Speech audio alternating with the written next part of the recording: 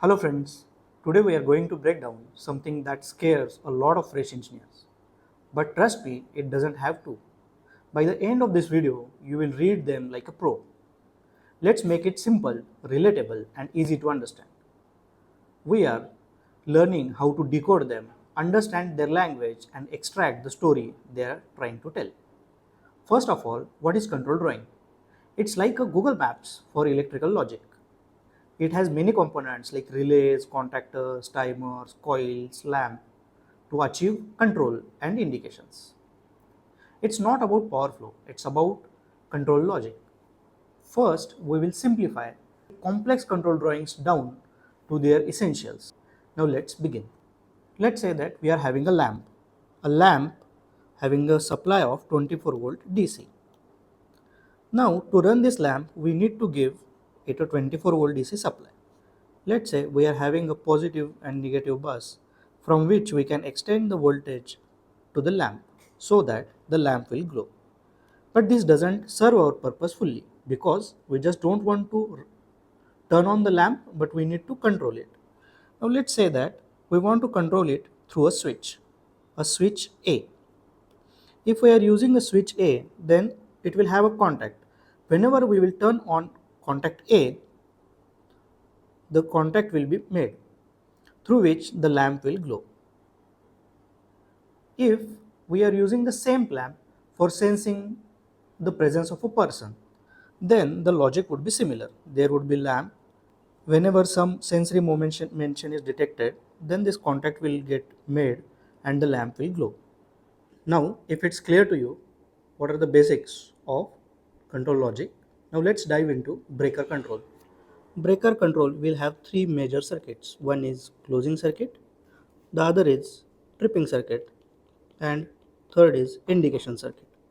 So we will try to dive into each of. Firstly, let's try with a closing circuit. For closing circuit, we will use a positive bus, a negative bus. To have actual mechanism operation, we will have a coil which is a DC coil having a positive and negative terminal.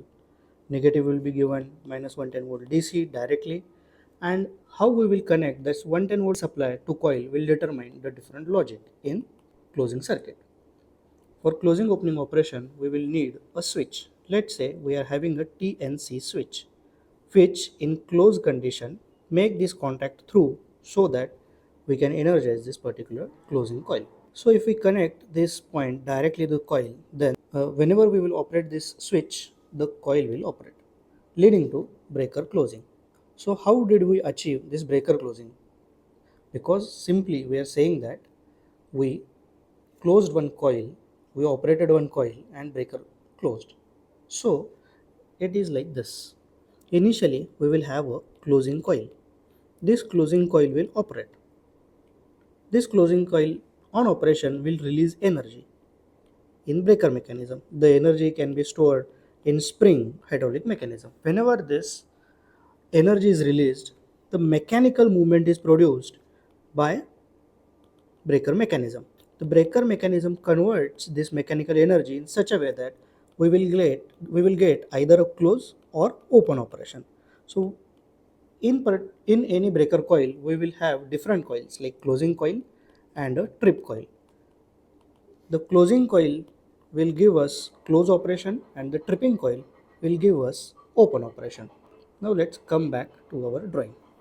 We will have a positive bus, a negative bus, a TNC switch and a closing coil. Now what do you think as an operation engineer? Can we connect directly this TNC switch output to coil or should we add some interlocks? Yes, we should add some interlocks. Let's say we are having an SF6 breaker. So first contact we can think of is SF6 gas pressure healthy. The other contact could be lockout not operated. That lockout is denoted by 86 nomenclature and this should not be operated.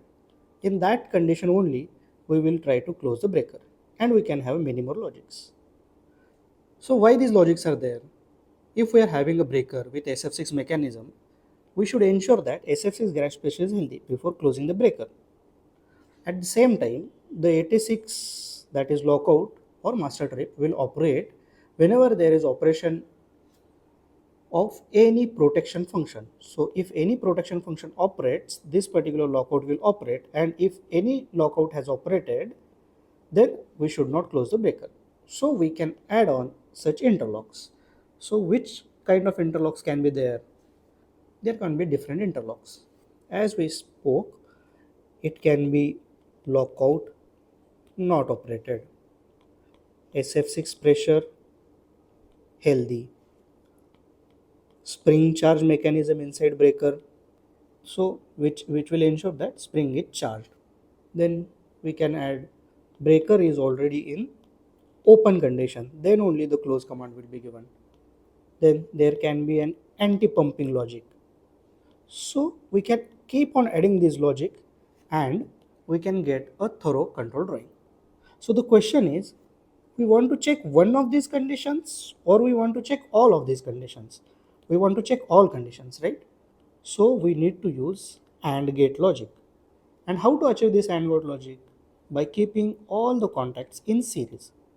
That's why you will see that in any control drawing between positive and negative bus, if we consider a closed coil or a trip coil, there would be different contacts in series. As mentioned earlier, SF6, lockout not operated, spring charge healthy, breaker open. So these can be different conditions and we can keep on adding those. Now if this is clear to you, we have achieved a basic framework to study the control drawing. Now you can start reading your own drawings and try to analyze how a breaker closes. Thank you.